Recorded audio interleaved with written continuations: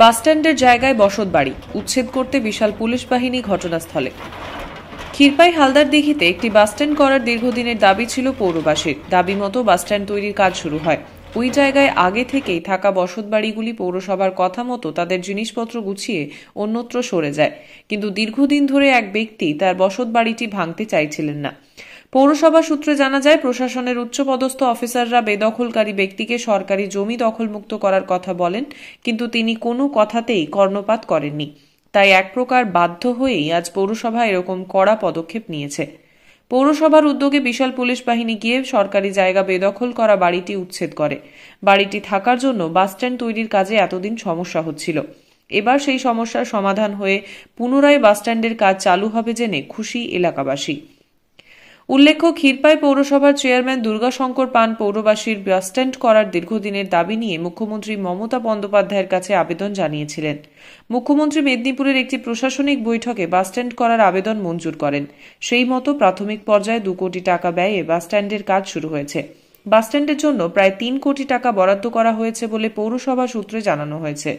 প্রাথমিক পর্যায়ে 1,31,00,000 টাকা অনুমোদন করা হয়েছে। চলতি বছরেই খুব তাড়াতাড়ি বাসস্ট্যান্ডের কাজ সম্পূর্ণ করে তার উদ্বোধন করা হবে জানা গিয়েছে। তনু ঘোষের রিপোর্ট, সংবাদ পাঠে আমি সংহিতা শিরোমণি, স্থানীয় সংবাদ, ঘাটাল। ট্রান্সপোর্ট ডিপার্টমেন্টের টোটাল রেকর্ডভুক্ত জায়গা আমরা বারবার বুঝিয়েছি যারা বেদখল করে বসে আছে যে ওইটা আমাদের যে বাসস্ট্যান্ড, সেই বাসস্ট্যান্ডের যে ডেভেলপমেন্ট সেই তার ব্যাপারে আপনারা সহযোগিতা করুন। আমরা আপনাদের পাশে আছি এবং অনেকবারই আমরা বুঝিয়েছি, পৌরসভাতে আলোচনা করেছি, দেখবো বলে ওরা কিছুটা অংশ ভেঙে বাকিটা রেখে দিয়েছে। আমরা বলছিলাম যে সম্পূর্ণটা না ভাঙলে কোন থেকে একটা পেছনে যারা আছে বসতি তাদের জন্য একটা রাস্তা প্রয়োজন এবং ওইটা খুবই জরুরি। ওনাকে সেটা বুঝিয়েছি যে আপনার এই যে নিজস্ব জায়গা আছে তারও গুরুত্ব বেড়ে যাবে এখানে বাসস্ট্যান্ড হলে, কিন্তু কোনোটাতেই উনি রাজি হয়নি বা কর্ণপাত করেন। স্বাভাবিকভাবে আমাদেরকে দ্রুত এই বাসস্ট্যান্ড উদ্বোধন করতে হবে। সেই উদ্বোধনের স্বার্থে, কারণ অনেকদিন হয়ে গেল, কাজ অনেকটাই এগিয়ে গেছে, প্রায় 80% কাজ হয়ে গেছে, আরেকটু কাজ বাকি। সেই জন্যই আমরা প্রশাসনের সহযোগিতা নিয়ে আমরা ওই বাড়িটা যাতে সরিয়ে দেওয়া যায় তার ব্যবস্থা প্রশাসনকে দিয়ে আমরা করি।